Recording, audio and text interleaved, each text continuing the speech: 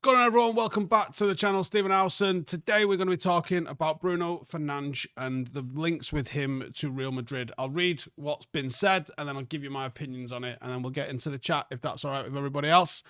Sound. You all right? Right then, Sunday Express did an article on Sunday, funnily enough, saying that Real Madrid are preparing a £90 million bid for our 30-year-old Portuguese midfielder, which would be a sum that marks a significant profit for United, who bought him from Sporting. It says here for 68 million, which there's not a fucking prayer that that's accurate for starters. It also said that the fee would eclipse the 80 million that we received for Cristiano Ronaldo 16 years ago, which is a long ass time ago, obviously, making the club's record transfer sale if the deal were to go through. It also highlighted that Real Madrid's scouting efforts have been a key driver behind the rumour, and it says that club representatives had been a near constant presence at United matches throughout the entirety of this season, attending home games and away fixtures to closely evaluate Bruno. Standout performance and stats this season: 16 goals, 16 assists across all competitions. That's cited as a primary interest for a reason for their interest, showcasing the ability to influence games both creatively and decisively. The Express also reckon that Fernandes is an ideal candidate to succeed Modric, the 39-year-old that is potentially out of contract at the end of this season, although still doing all right, if not playing week in, week out. It's thought that Modric might extend his stay for another year, and reports suggesting that Fernandes could be seen as a bit more of a long-term solution to reinforce the squad, fitting into a broader strategy that included bringing in people like Trent Alexander-Arnold. On the United side, the report painted a picture of a bit of internal conflict over the potential transfer. Someone like Amorim obviously only took over early in the season, determined to keep him, viewing him as a bit of a heartbeat of the team and a leader during a challenging campaign. The importance of him was underscored by his role as captain and his consistent output, even though United are 13th in the table.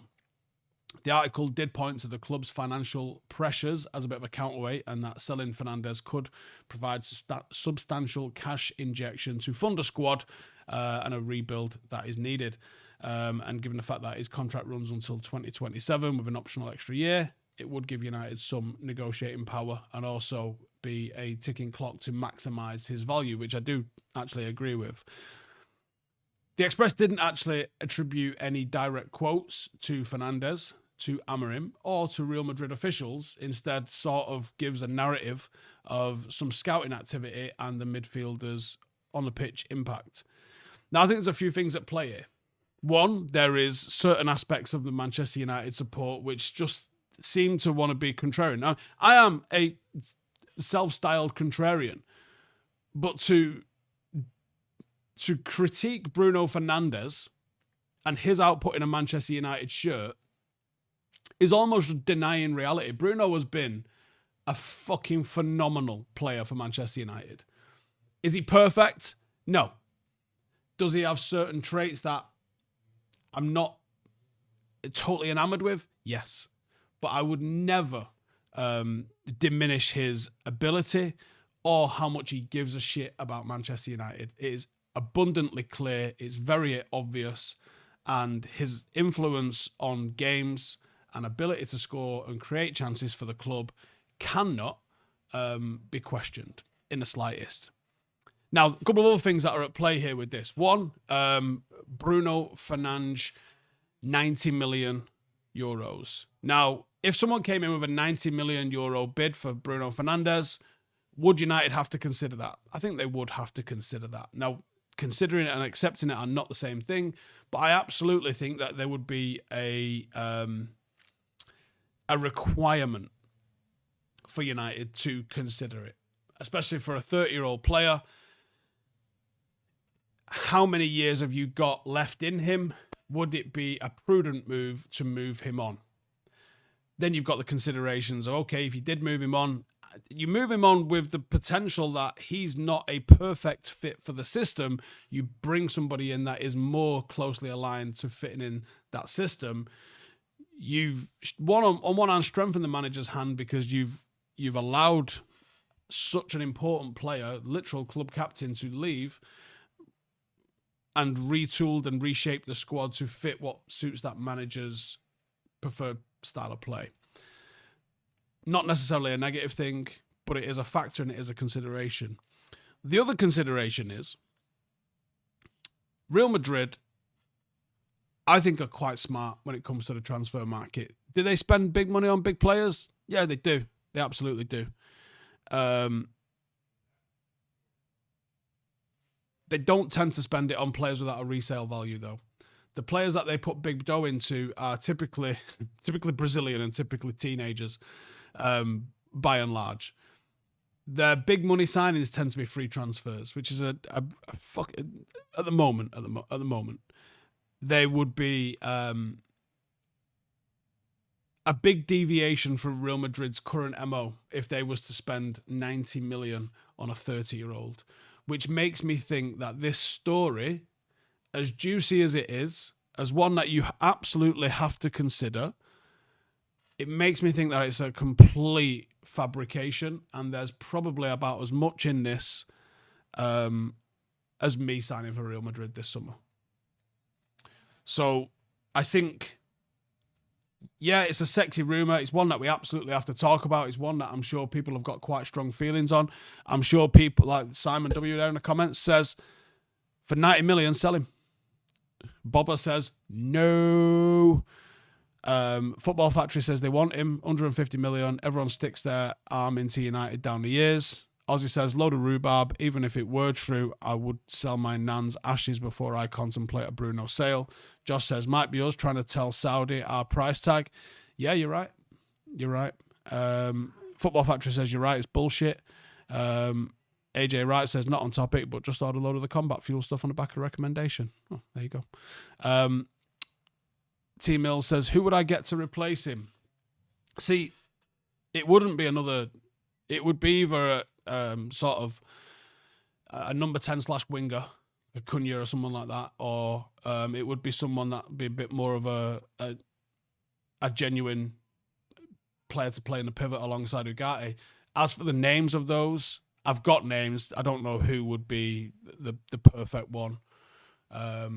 It's one of them, innit? Abhinav says, how is he cheaper than the dingbat from Southampton? Well, the reality is he is. The reality is he would be cheaper than the dingbat from Southampton. And that's correct. As good as he is, he's 30. And if you spent 100 million on a 30-year-old, the chances of you ever selling him again for any money are extremely, extremely, extremely small. If you sign Diblin, I think, is he 19? For 100 million, and you have him for a full contract, you can probably sell him for 100 million in 5 years. And that is a factor that clubs put an enormous amount of stock into when they're looking at players that they can move on.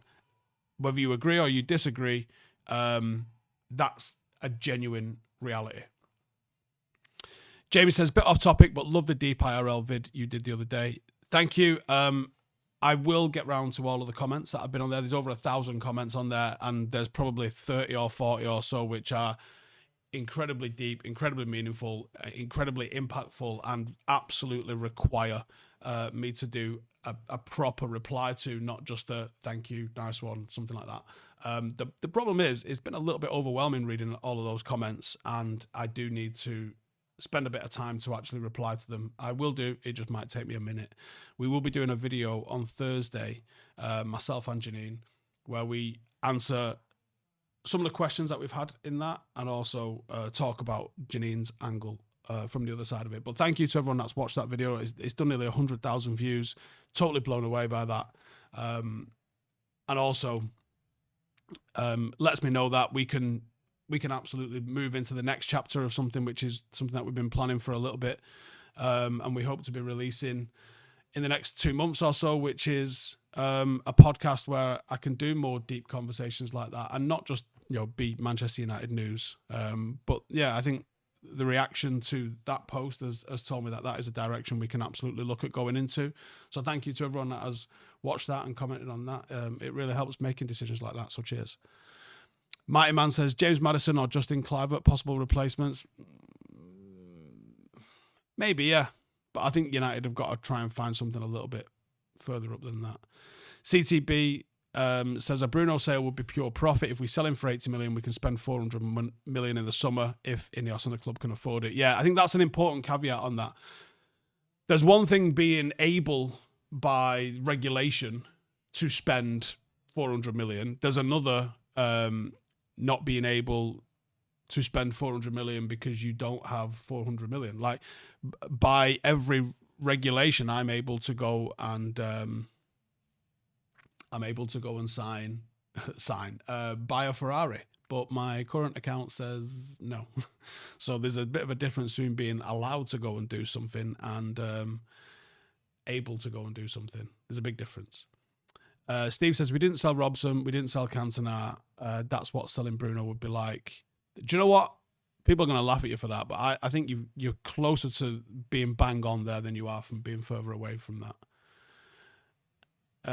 Sean says, I really enjoyed watching the series of Saving United. Well researched, and I love how opinionated and passionate you are. Please keep up the great work. Thank you. There's another episode being recorded in about an hour, which will be out tomorrow morning before the game, and that is on the management structure and the hierarchy. So, yeah, I'm enjoying doing it.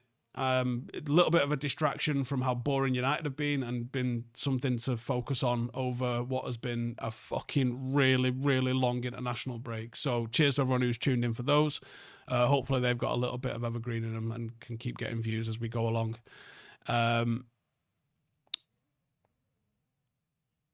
Eugene says, makes no sense. They have Bellingham. It's depth, something that we don't have. Ian says, surely Mainu would be the internal positional replacement for Fernandes. Maybe Cunha. Not sure who takes the armband. Yeah, I think figuring out who takes the armband is a big one. There is a lack of character. Certainly character at the top end in the team as well. And people that are also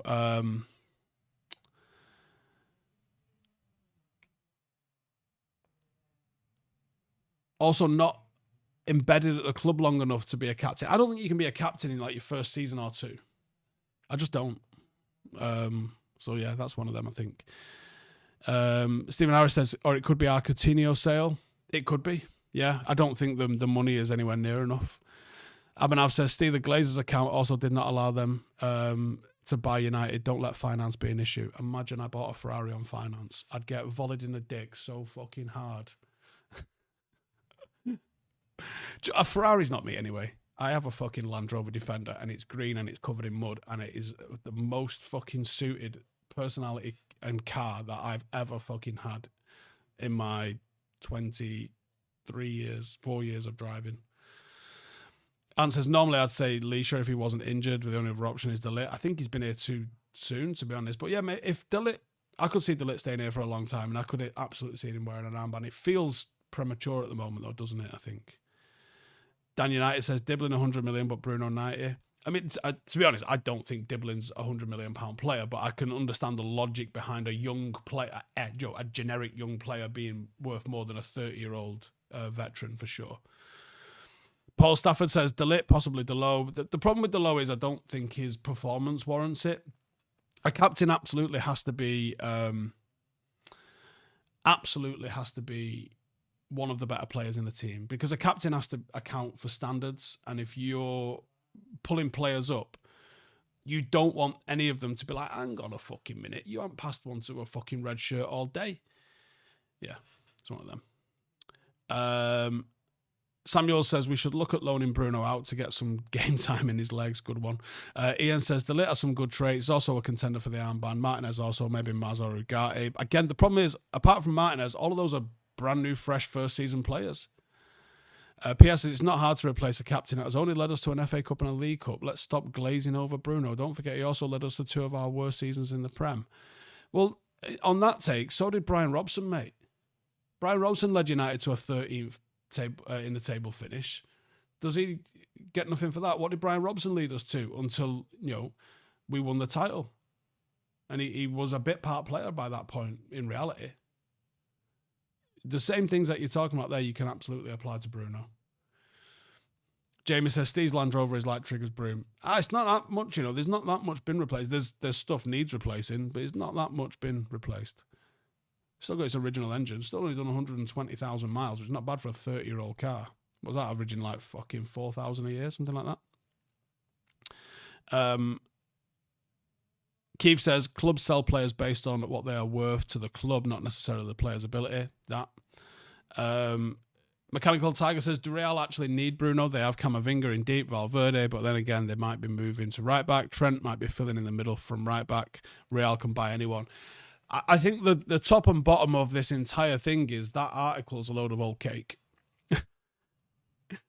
That article is a load of old cake, and it was from the moment it was written. Real Madrid don't spend 90 million on 30-year-old players. They don't necessarily need a player of Bruno's profile. They don't necessarily need a player of Bruno's position. Therefore, it's a load of old cake. Ben says, what's the AC like in the Rover? The AC is the little flaps on the front that lift up like that. That is your air conditioning. There is no air conditioning. Dan says, I know it sounds strange because they always say that you can replace any player, but I don't. I can't see anyone who drags a team along and gets the goals and assists that Bruno order. Me either. Keith says, do I think Real Madrid are starting to fall back down the Galactico route? Mbappe, Bellingham, Trent? Yes. I did talk about this the other day. And I do think that's the case. And actually, I don't think that I think Mbappe's unbalanced them. I absolutely think Trent will unbalance them for sure. Josh says, Steve, what's the best pint? Not type, but scenario. A post-work pint, an airport pint, a holiday poolside pint. I would say, best is very, very subjective, but I would say the early knockoff work pint is an absolutely goated pint.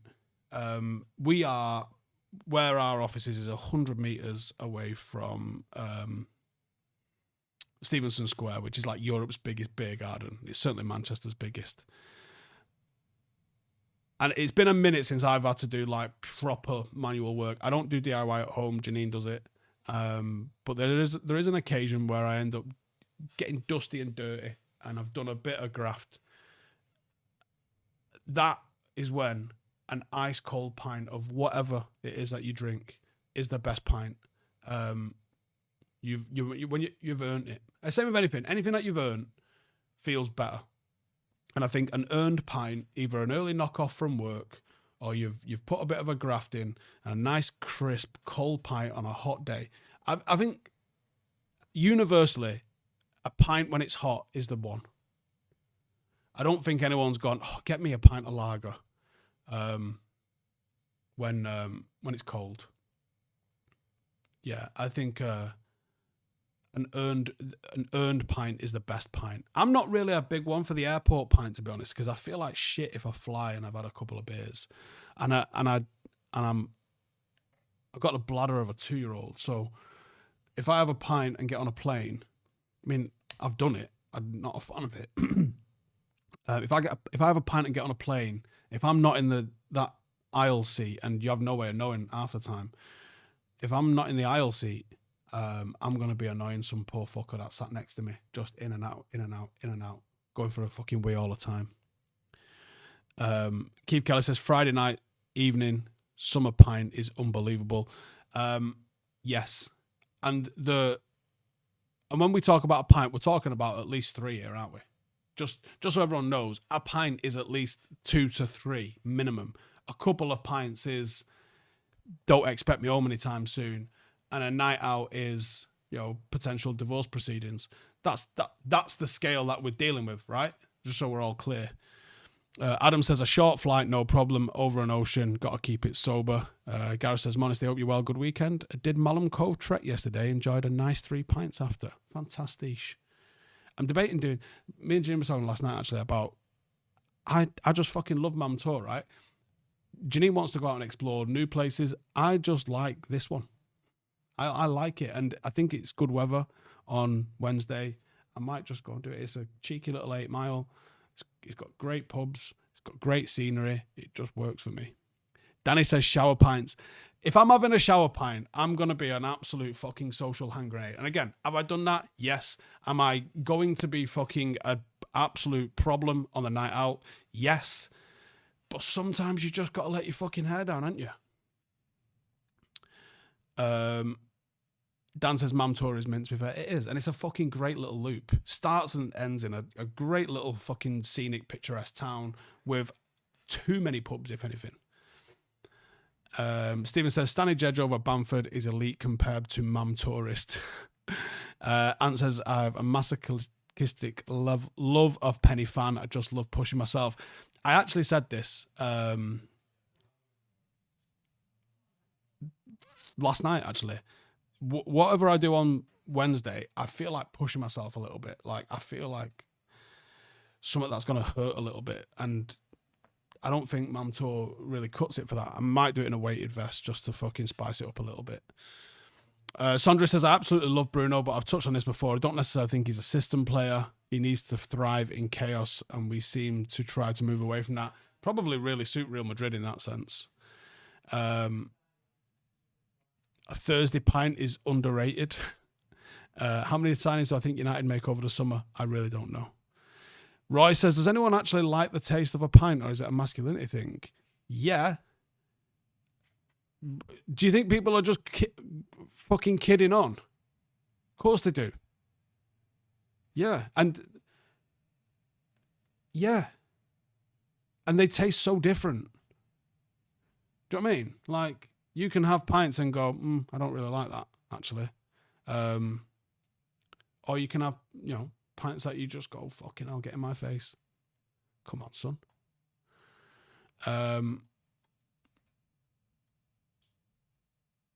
CTB says, I live abroad, so I only see mates a few times a year. So the first pint when seeing my mates for the first time in a long time. Again, the circumstances of a pint absolutely affect how that pint's gone. Do you know what one of my favourite pints is? It's that slow pint with my granddad on a... Like, obviously, I'm lucky enough that I've got a job where I am my own boss and I get to fuck off and do nonsense quite frequent during the week. But do you know one of my absolute best things to do? Is to go and fucking take my granddad for a pint. Like... And I might do this week, actually. On like a fucking Tuesday afternoon. Just go and fucking kidnap him and go and have a pint. Because it's a slow pint. It's not the quick pint that you have when you're on a night out. It's a fucking slow pint where you end up nursing it, but you end up talking. And the phone stays in your pocket and you're not fucking about on Instagram. Those are some of my favourite pints. I like those ones. Or, a few weeks ago I went to London. I watched a talk with a fella who's wrote a book about...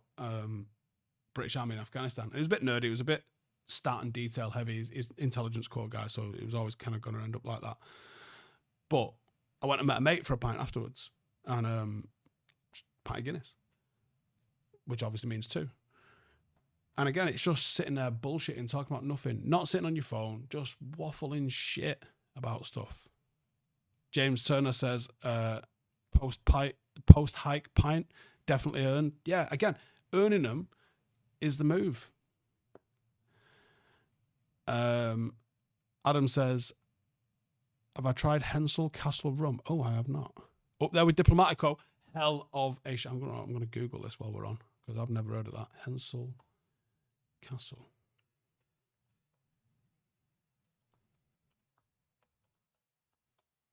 Let's get that one. Oh, it's a nice bottle.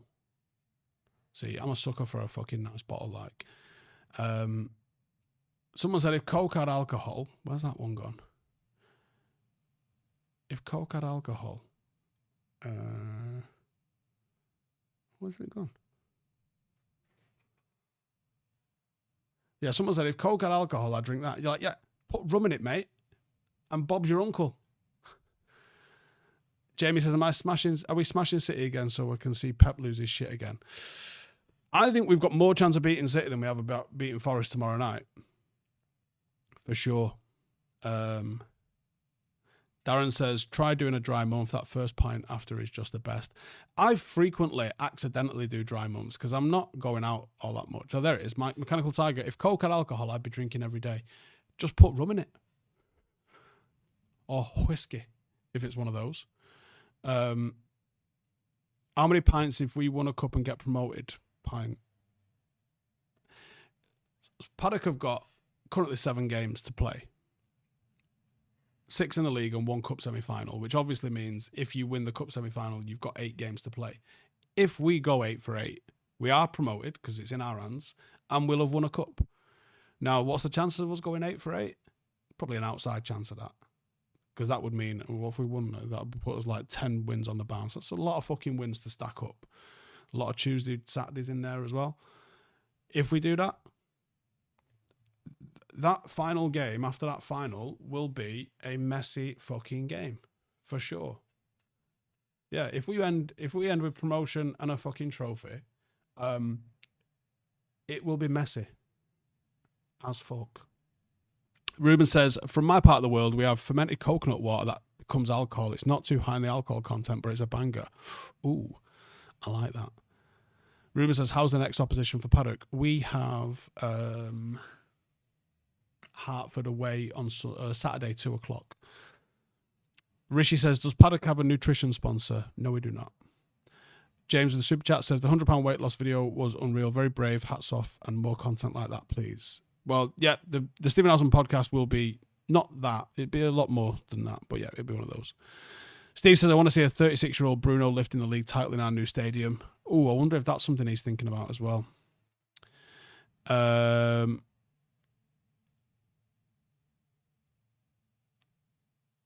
Brian says, what's the league doing ending our season on the 29th of April and Mersey Valley ending midway through May? I think it's because of Hyde, obviously our home ground, being the venue for all the cup finals. So we can't play any home games in May. So we've got to play some Tuesday night games to fit them all in April. Eric says, hi Steve, do I think the striker market will be hyperinflated this summer? Yeah, not only hyperinflated, but hyper thin as well. There's certainly not the depth and quality of strikers that there used to be a few years ago. CTB says, Bruno deserves to go and smash a Champions League. I wonder how fantastic he will play in a top team. Do you know if he did, I don't think he's going to, but if he did go to Madrid and he was integral, because he scores goals in big games, he just does, right? If he won a Champions League at Real Madrid, because let's be honest, it's like a 1 in 2 fucking chance that that's going to happen. If he was integral to Real Madrid winning another Champions League, you watch how people completely change the narrative about him. Completely change the narrative about him.